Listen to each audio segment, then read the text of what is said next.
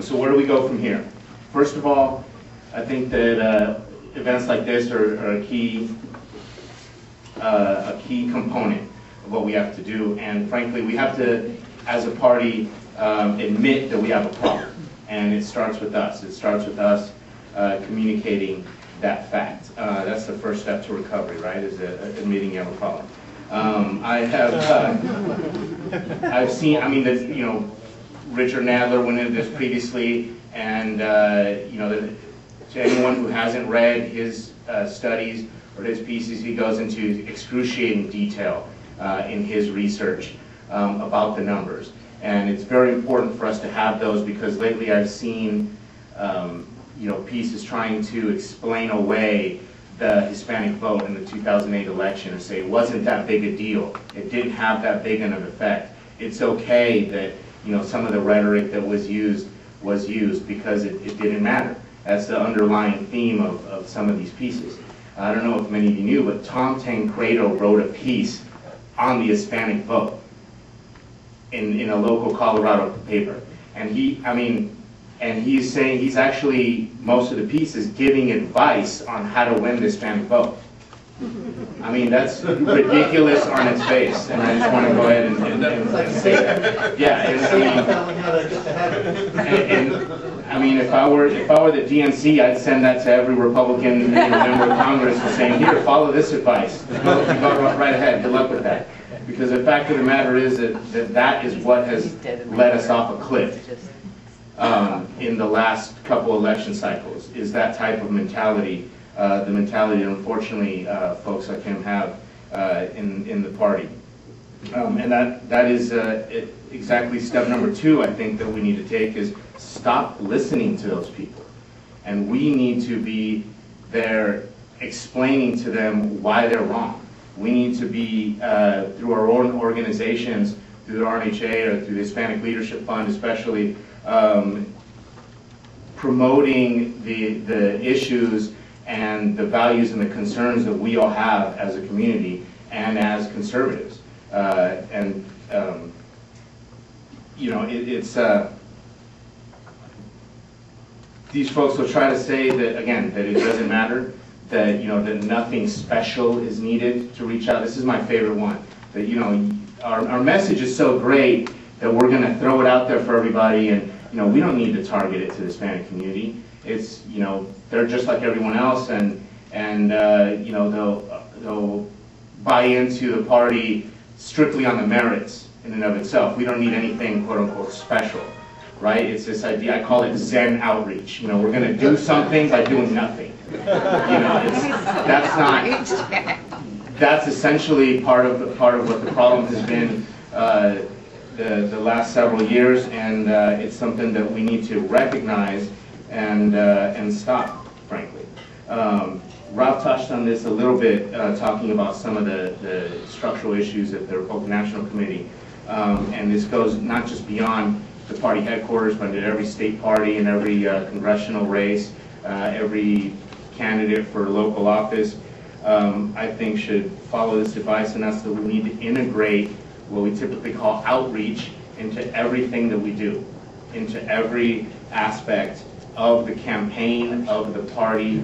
It has to be, it cannot be anymore just this sort of, you know, thing where you have, you know, for example, these press positions are important, the outreach coalition positions are important, but typically it's been, okay, you know, we're going to hire you, you're going to sit in that corner over there, you're going to go do your thing, good luck.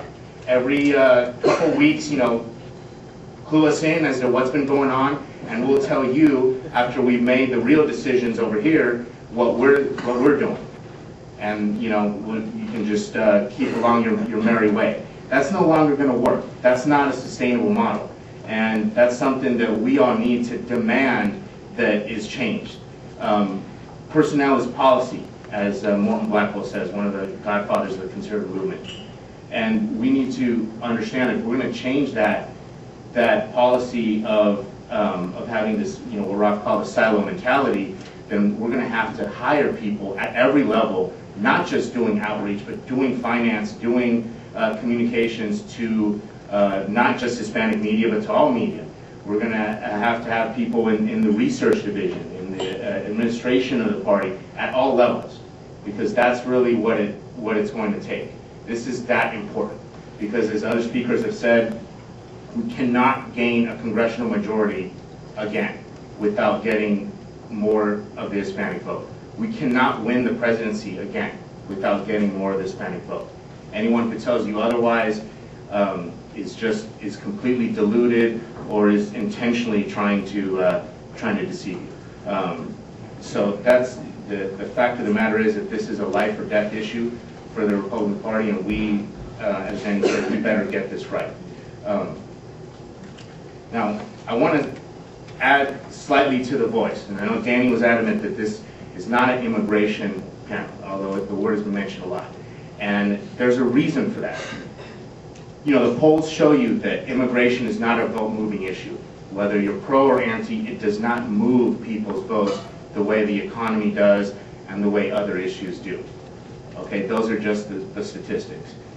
But I want to submit something for all of us here to consider, and if you agree, hopefully repeat. Let's take something like Puerto Rican statehood. You know, Danny's Puerto Rican. There are a lot of, my Puerto Rican brothers and sisters here.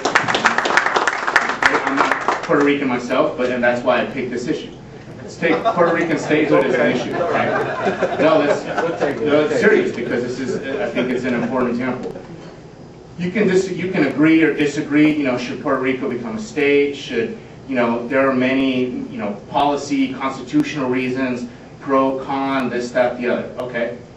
But when it's a matter of, I disagree with Puerto Rican statehood because we don't want more of those people, that no longer is a policy question relating around Puerto Rican statehood.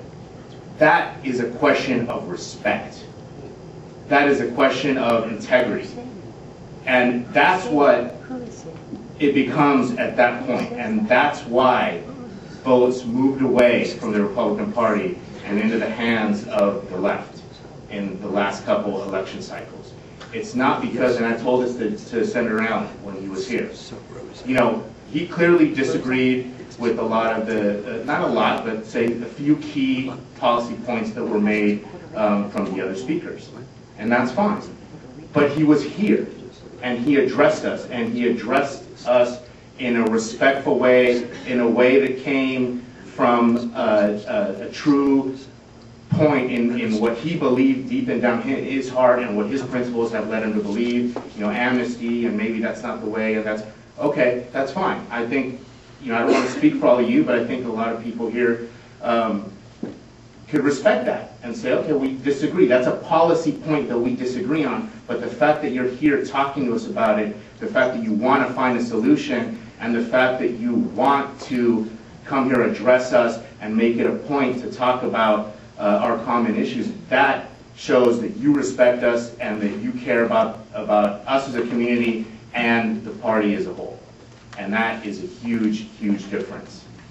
And that's, frankly, what's been lacking a lot, because the folks that have been telling us otherwise, they told us it was no big deal to be demagogues and demonize an entire group of people. They told us that it was okay if we lost their votes as a party because we would make up for it in white votes. They told us, and now they're telling us afterwards, oh, it's okay that the demagoguing took place because it didn't really matter all that much to begin with. So and now they're telling us, well, the way to get Hispanic votes is to do nothing. So we are going to have to, the challenge for us is going to be that we have to step up, we have to educate ourselves on all the ins and outs of this issue and the other issues, and we have to demand more of our leaders, and demand more of our elected representatives, demand more of the RNC, demand more of our organizations, and we have to let them know.